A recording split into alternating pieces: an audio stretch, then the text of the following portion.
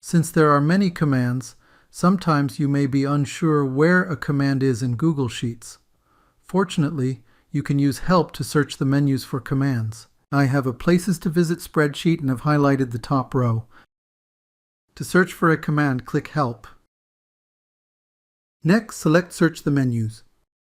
Type bold in the search field. Commands pertaining to your search will be displayed.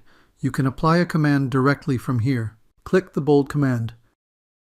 The text in the top row is now bold, just like if you used the bold command on the formatting toolbar. If you need help with how to do something in Google Sheets, you can search Help topics for questions you may have. Help has articles, tips, and instructions on how to use Sheets features. To search for Help topics, click Help. Next, select Sheets Help. I want help creating a chart, so I will type Chart in the Search Help field. Then press Enter. A list of help topics are displayed. Finally, select the desired help topic.